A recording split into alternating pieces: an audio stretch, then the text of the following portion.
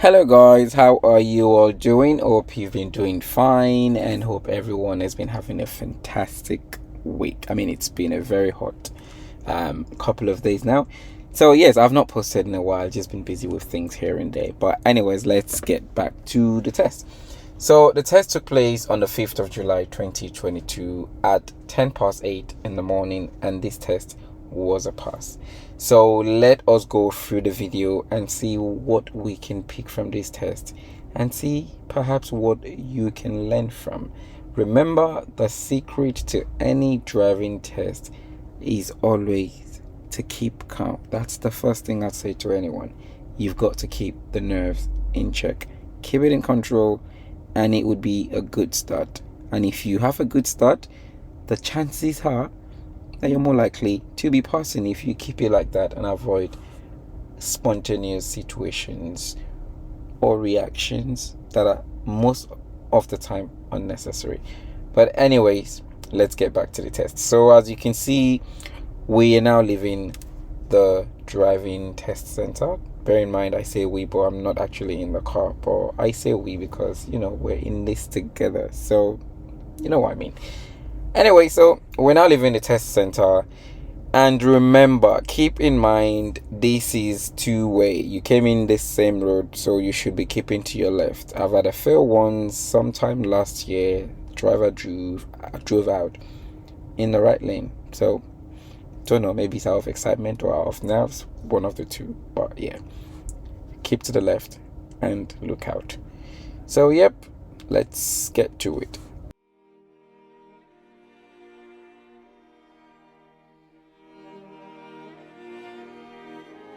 Remember that in situations like this, you have priority, unless, of course, if you feel that it would be easier for you to turn into the road with those cars out of the road in the first place because of the space.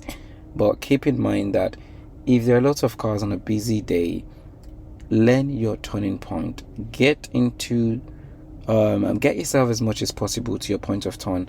Mirror in line with the center of the road you're joining, and keep the speed as slow as possible, and that way you should be able to fit through. But keep in mind, if the other vehicles coming out are not well positioned, which means they might sometimes be slightly in your lane, which makes it difficult for you to get through, then it might just be safer to just hold back like she's done here and let them go through, and then you can go on. So remember, it's all about what is safer on your test, on the day, on the road, what the situation is. That is what you should be following. But these are just ideas and guides. So yes, there was nothing wrong there. I believe she's done that because it was easier and it was just two cars, so no problem. But don't forget, if you're going to do that, don't go and stand right in front of them blocking their way through. Keep that in mind. This was a good example. Position was good, and that was it. So let's go on.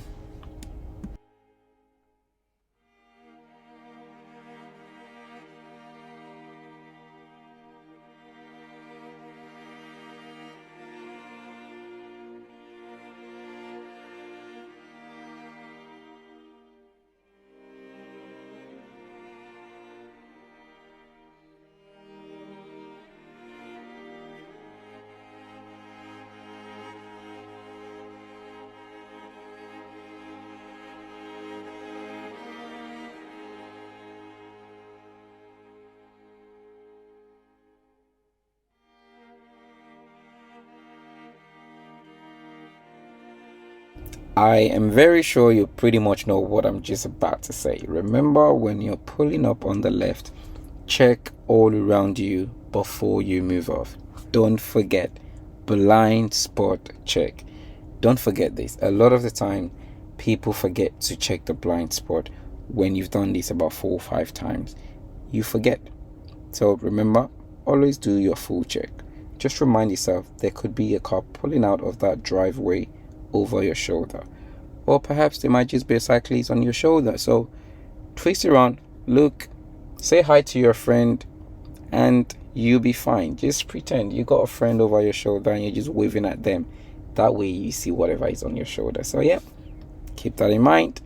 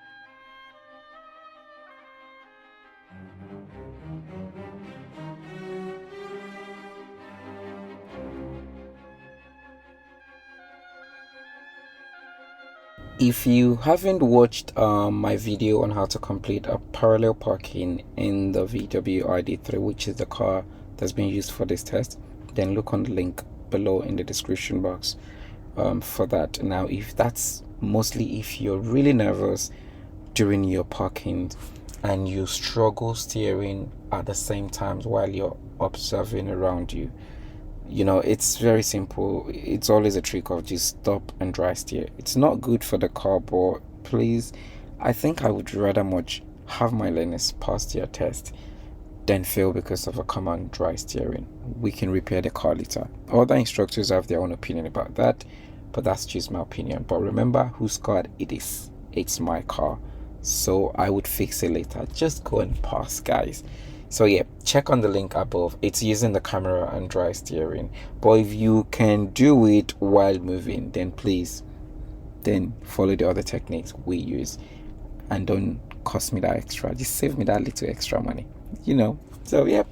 But I believe this would help you so that you can just focus on what matters the most.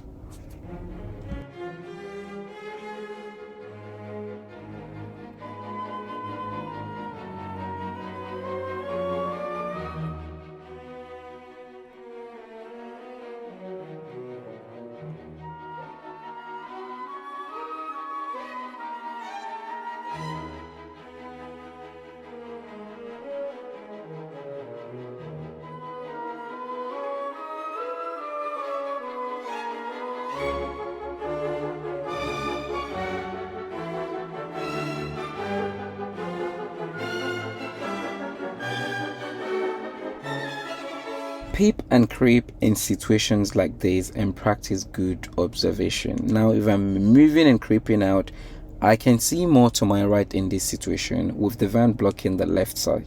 So I would pay more attention to the left as I cross such situations. And if the vehicle or whatever is blocking you is on the right, then pay more attention to that side rather than paying attention to the other side where you have more visibility. Now, we had an accident last week, and it was because of this. A driver had pulled out from the driveway while we were passing, looking into the left while driving into the right. So keep this in mind.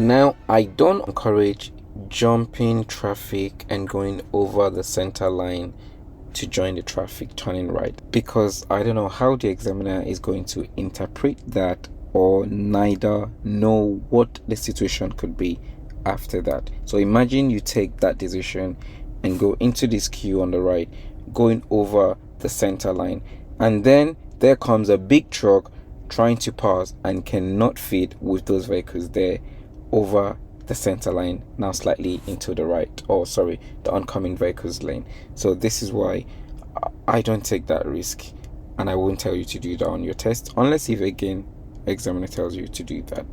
Now, if this has happened on this test in this video, then it probably, in my own opinion, would perhaps be maybe examiner might say or tell you to join the queue. Now, things like these, I often say don't do it unless if you are actually told to do so by the examiner, because sometimes there will be traffic like such, and in realistic situations, if it is safe to do so, examiners may actually tell you, to do certain things and so on and so forth. I mean, I've had situations where learners have had to drive over a curb to get out of a situation, and these are always maybe if it's a last resort.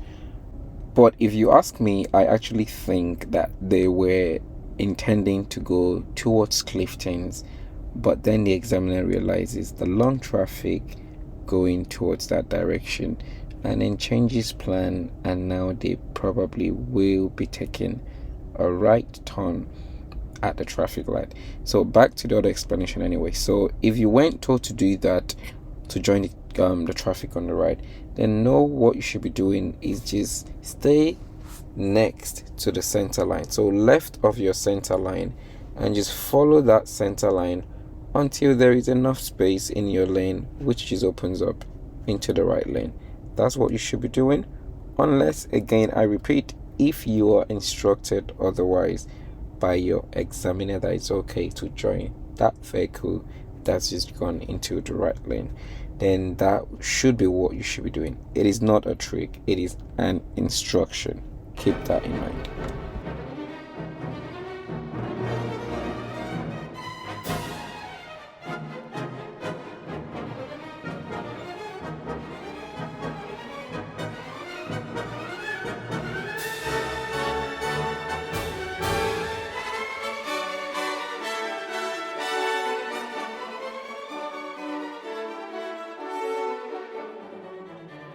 At this point in this situation, the learner should have made more progress onto the yellow box. Remember, you can wait in the yellow box if you're turning right and your exit is clear. And if I look into the road on the right, there is no traffic there, which means yes, you can actually make a bit more progress into the middle of that junction, so that once there is an opportunity, you can just take your turn and take the opportunity. So keep that in mind. I believe this would be a minor fault.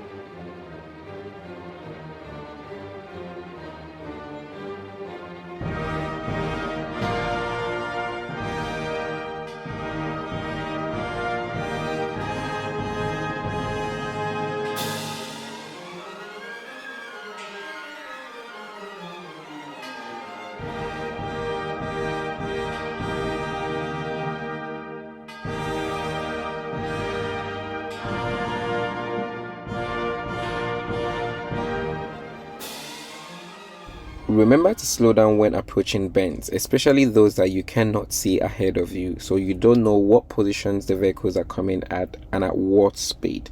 So keep the speed down, keep yourself well enough to your left in that case with anticipation of anything coming out, and lean out if you can so that you can improve your visibility into the road. Don't sit in the middle of the road in this instance. Remember, you don't know what is on ahead of you.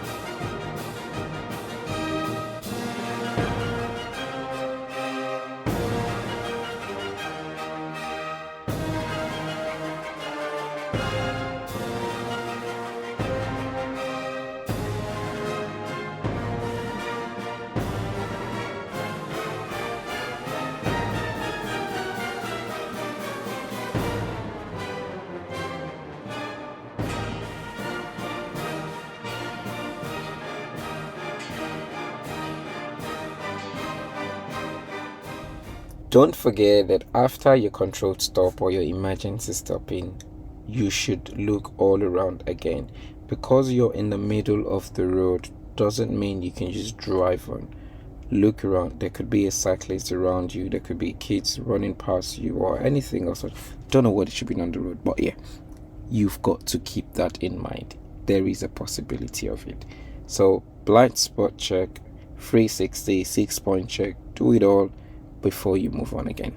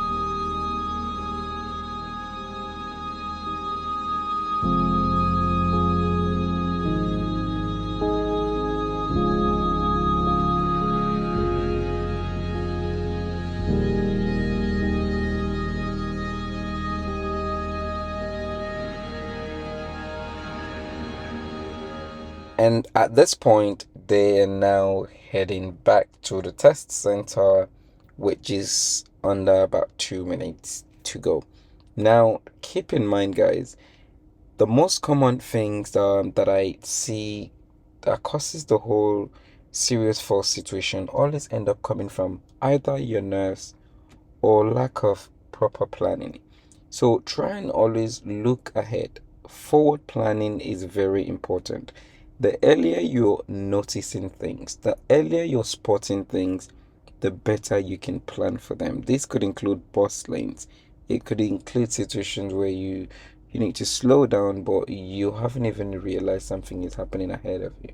So keep this in mind. And then comes, of course, wrong judgment, your lane positionings, and so on and so forth.